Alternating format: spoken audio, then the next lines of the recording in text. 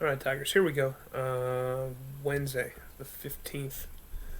Unit 12-8. We're going to finish Bush's foreign policy here going forward. So, just as a reminder, things we're going to cover here. We'll look at HW's approach to foreign policy compared to previous administrations.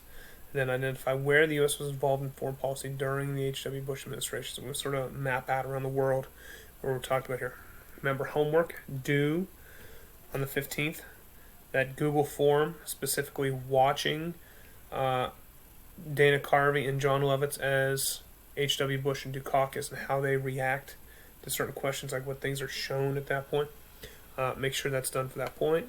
Friday, I would like you on. I would like everybody on Friday. Okay? So let's get that done. So the focus today, guys, is this idea of finishing the foreign policy of the Bush the Bush printers, H.W. Bush administration, excuse me. We're also going to look at domestic policy tomorrow. So as we said yesterday, look, there we go. Together again, Gorby and Ronnie. And there's our third wheel right there, is H.W. Now, to understand this truly is that H.W.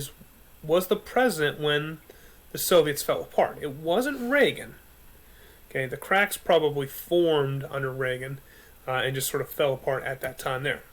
So the approach that H.W. took at this time was an idea of wait and see, meaning you know what the outcome is going to be. You just don't want to cause it that you saw it happen. It's like it's a relationship you know that isn't going to work out well.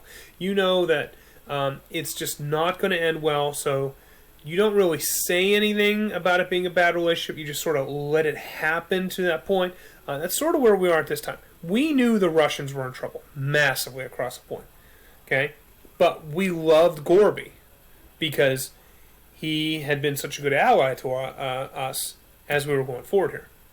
So we knew they could no longer support the communist governments that they had done around the world, and that continuous stockpile of weapons like they had done for years. The problem was, guys, is that these ideas of glasnost and perestroika were just too successful. It's the old idea of if you give a mouse a cookie, the next thing he's going to want is a glass of milk. Right? You keep giving people freedom, it's just going to go on too far. Okay? So what happens is a strange occurrence here. Okay? We'll get to this. So the wall is going to come down on November 9 of 1989. And I'm going to post a video. Make sure you watch a video on the wall coming down there, okay? So what had happened, guys, is that this map shows a unified Germany, but over here is East Germany, right? So what the East Germans had figured out is that if you took a train or some way to get through communist Eastern Europe to Hungary, that the Austrian-Hungarian border right here was open. So if you took a train from, let's say, Berlin to Budapest, right? And then somehow got your way into Austria. The hills are alive. Don't you say that, right? You could then work your way along Austria, this narrow little corridor, into West Germany, and you could then be free. So like we talked about before, the wall being built is that 2,000 to 3,000 people are leaving every day. And eventually it got to the point where the Soviets no longer stood guard at the wall. So when the wall starts coming down, it was a national event. It was an international event. Everybody was watching. People were taking hammers and picks and shovels, and they were breaking the wall down. And so kind of an interesting play here is that as soon as the East Germans were able to get in, the East Berliners were able to get into West Berlin, they were immediately given $60. Okay, so not only has the wall come down, but now you have $60. That's a great day, right? And so what happened was, as soon as people crossed the line, there were people selling beer on the other side of the line. The West Berlin brewers just rolled those giant casks of beer down there, and as soon as they crossed the line, man, they had the biggest street party in world history. That thing went on for days, guys. And it's a German joke, but there is a massive baby boom that happens right after this point, so kind of crazy.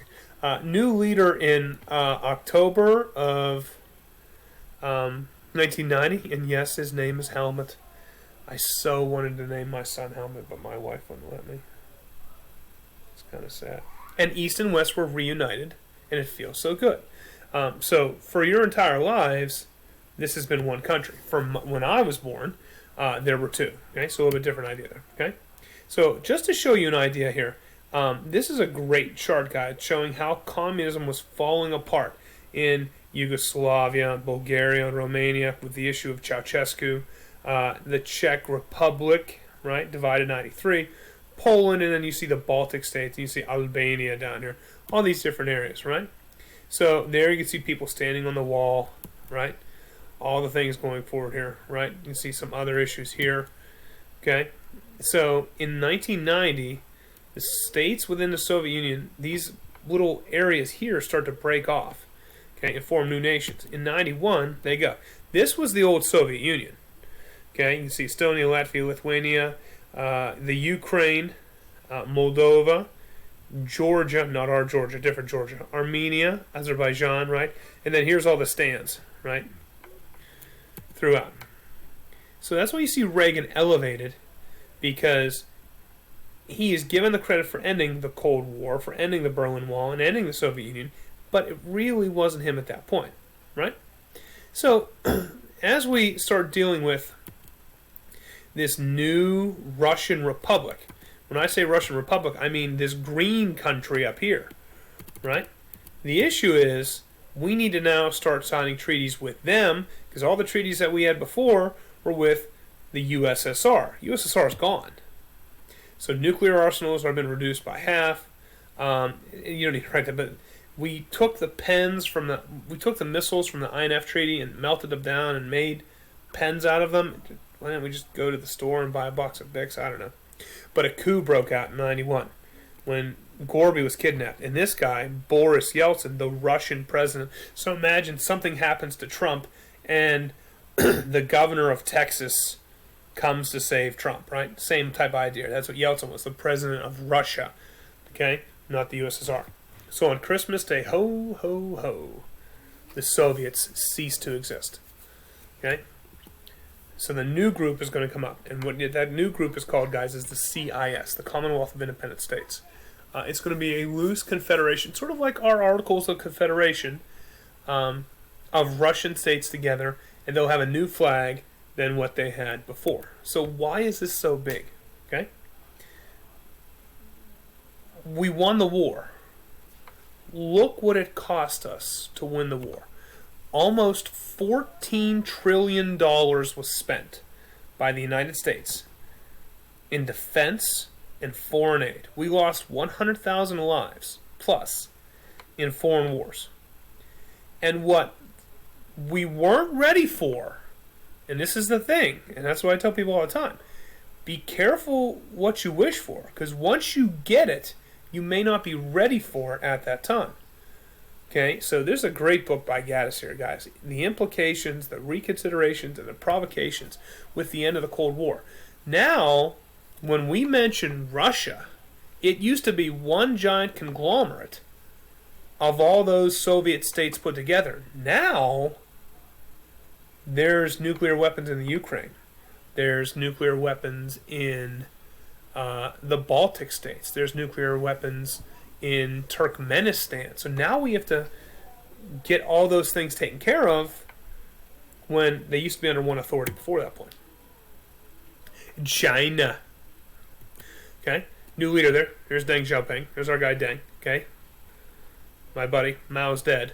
Right? There's Tank Man. I'm sure you guys spent some time in World Cultures, World Affairs on Tank Man. Protests for weeks. The Chinese soldiers stormed the square. You can see the protest right here. That's the goddess of, I guess the goddess of freedom is what that paper mache looks like. Statue of Liberty, except it's not. So, why is this such a big deal? Is that when the Chinese soldiers, let me move this over here, stormed the square, and butchered hundreds, if not thousands, of people, we suspended weapon sales and deferred loans. It's not a very strong response. Why? We need the Chinese.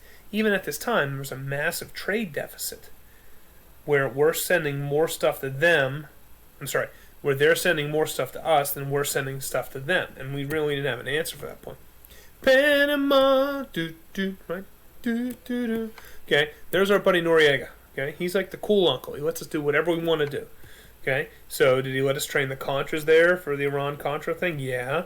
But he was also sort of double dipping, taking money from the CIA, and he was helping to bring cocaine into America. Okay, so of course it was Noriega's fault why millions of Americans were using cocaine at this time. I mean, yeah. So Nancy Reagan, like we talked about, launched a war on drugs. Okay, and so to that point, let's see if we can. Well, I'll show that point at the end. Okay, so we launch Operation Just Cause. Some people question it's a just cause or just cause, right? December '89, U.S. troops invade, 23 casualties. Our military uniforms and the Panamanian uniforms were exactly the same. We were from the same company, so that's why there were some issues there at that point. $1 billion in damages. Noriega hid in the Vatican embassy. So the question is, how do we get him out? This is a property owned by the Vatican. I mean, owned basically by the Pope and the Catholic Church. You can't just go storming into the property owned by the Pope. You might go to HE double hockey sticks. So how do you get him out? Kids have said before, like, we left some cocaine outside. No, good guess. Some people have said we waited him out. No, you can't really wait a guy out because that sort of makes you look weak and infallible. So what we decided to do was, guys, we rocked him out. Stereo speakers and strobe lights, and we just blasted him and made the place shake. Sometimes people call it a term called sensory overload, where we forced him out. But this is the most important lesson here, that if I could teach to anybody right here, militarily, this is what it would be. Have a clear political objective, Secretary of State Colin Powell, and stick to it. Use all the force necessary and do not apologize for going in big. So, guys, understand that the goal was to get Noriega in the Persian Gulf, which we're going to talk about, which we did talk about, right? It was to liberate Kuwait. Have one objective that everybody can understand, and then achieve it. Go in big. Okay? Make sure it's overwhelmingly that we're going to win. Now, here's where you see a bit of a different idea here. Okay? Under Operation Restore Hope, there was a dictator within Somalia by the name of Mohammed Farah Aidid. Okay? Now, what was happening was Somalia, a very poor African nation, was receiving United Nations help with regard to food. Okay? Aidid was intercepting the food shipments and then using the food with regard to starving people as leverage during the Somali Civil War. So we sent troops to help protect the UN food shipments. So Aidid's forces started attacking us to get to these food shipments. Let's see, 45 dead, 118 wounded.